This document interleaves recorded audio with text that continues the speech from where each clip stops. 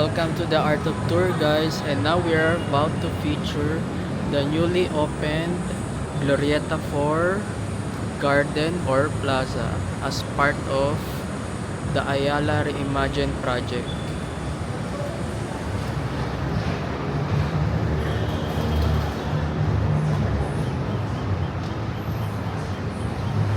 So let's take a short walk here along One Ayala so that we're going to see the overlooking view of the newly opened garden from Ayala. So this is the newly opened Glorieta 4 Plaza. So ngayon lang siya nag-open this fourth week of June siya officially nag-open. And may mga current developments pa here. So ito siya. Glorieta 5. Then ito siya.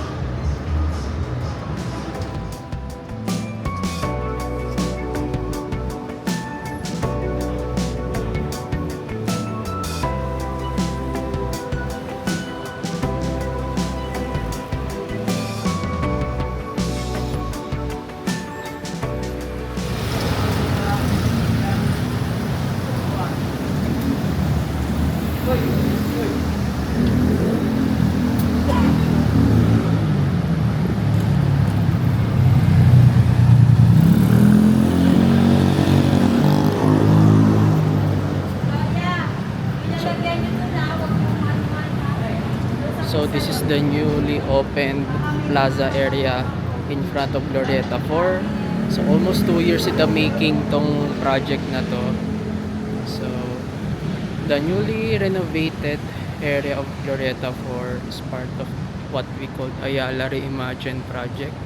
So meron siyang 13 billion, part siya ng 13 billion project ni Ayala.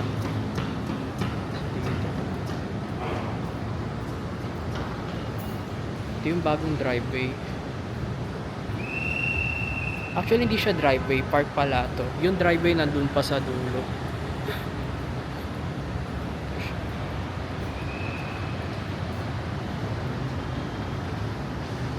Ito mga future establishments naman to.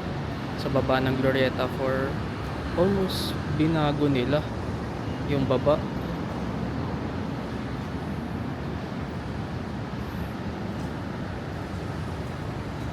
Dito siya. Di pala driveway to. So I stand corrected. Dito driveway. So isa siyang pedestrian park or park talaga siya. Plaza, yun nga, plaza. So yung driveway nandun pa sa dulo. And ito yung Ascot Hotel, Glorieta 4. So marami pa bagong tanim yung mga puno dito. Kaya may mga support pa yung mga puno.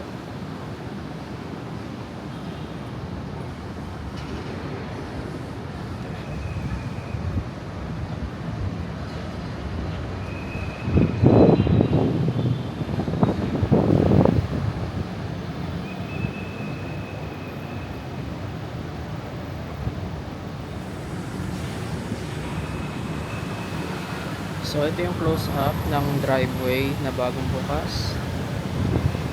Dito na yung mga drop off and pick up. Noon kasi years ago dito yung drop off at pick up. I remember may kalye pa banda dito. Pero yung buong kalye dito ginawang walkway na. So yun. Actually I think mas better tong newly designed driveway compared from the original driveway na Glorieta 4.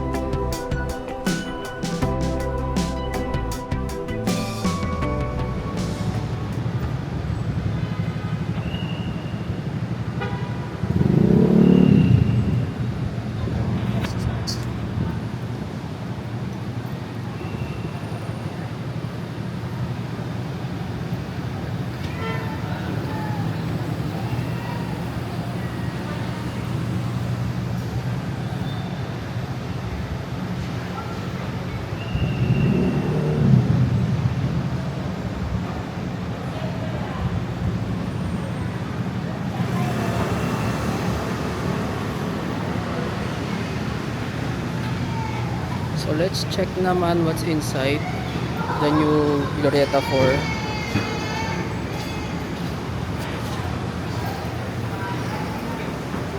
E1 Glorieta Plaza.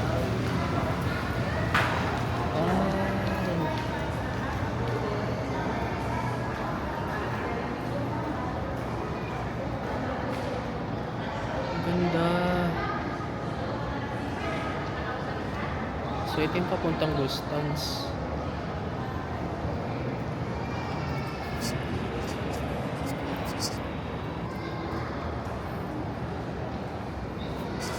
Ganda.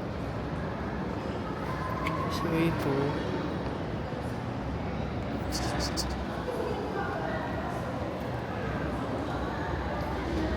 So that way is to the entrance of Ascot Hotel. Dito. Activity Center.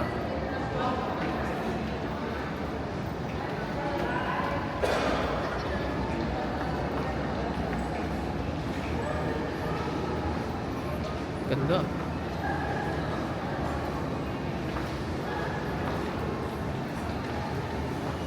So the project started in year 2024.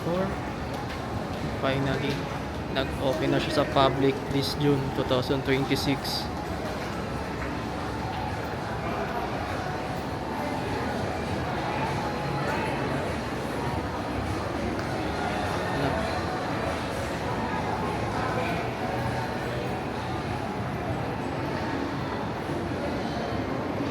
Wow.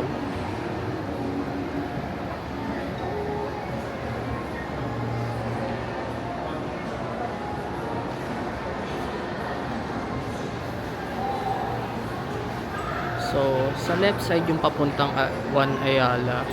Then, towards here, the center is yung papuntang main center ni Glorieta. So, yung papuntang Glorieta 2, 1, 3. Then, dito yung papuntang Glorieta 5. Again. Tignan natin yung second floor.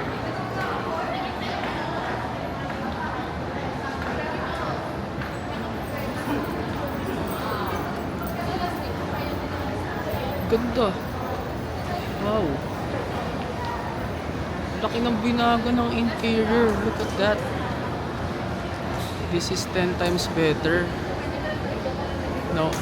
So apparently they completely changed the interior. So wala na yung 90s vibes dito sa Ayala Center.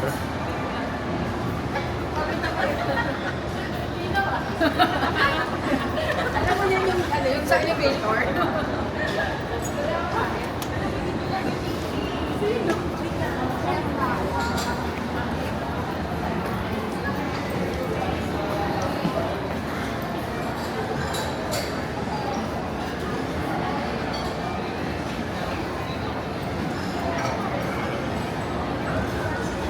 So we are not doing a full tour ng buong Glorieta. We're only doing an update sa Glorieta 4 and yung bagong interior and exterior ni Glorieta 4. So Glorieta 4 lang ang ikutin natin for this video, for this vlog.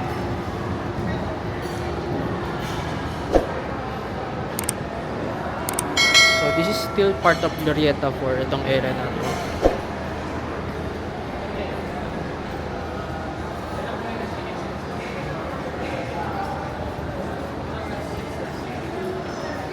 Yun. So, ito na yung papuntang bagong time zone sa Cinema.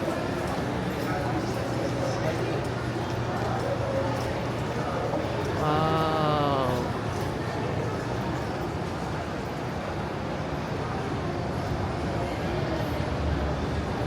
So, dito tayo sa right side. Bro, look at that. Only in Glorieta.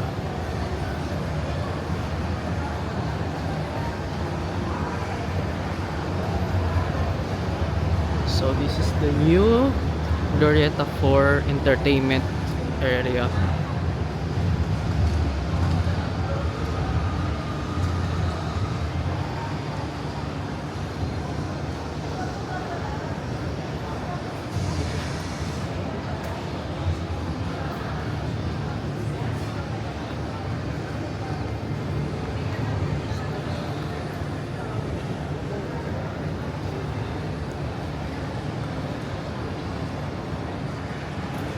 Ganda.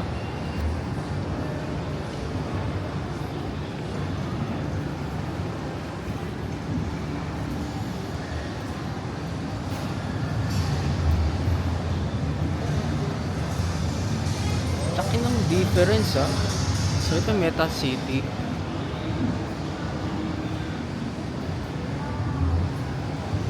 So yun yung cinema, the original cinema. Pero iniba yung location. Ito yung time zone. So for context, nandito na yung time zone for almost decades na ata. Pero ni-renovate yung time zone dito.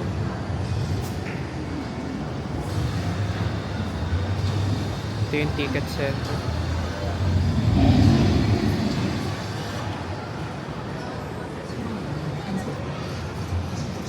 Kasi ito yung Meta City.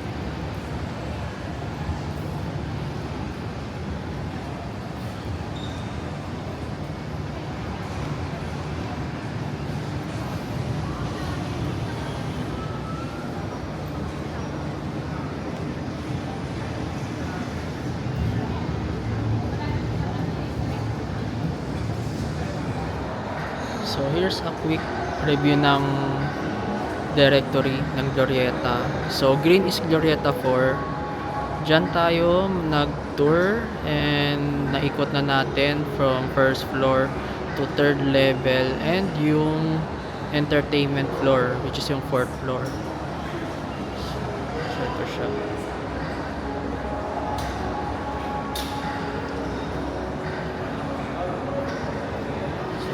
Singit ko lang guys, just in case na naghahanap kayo ng equipment at camera gears, daan kayo dito sa Henry's Cameras dito sa Glorieta. Yan ako bumibili ng mga bag nila at mga filter.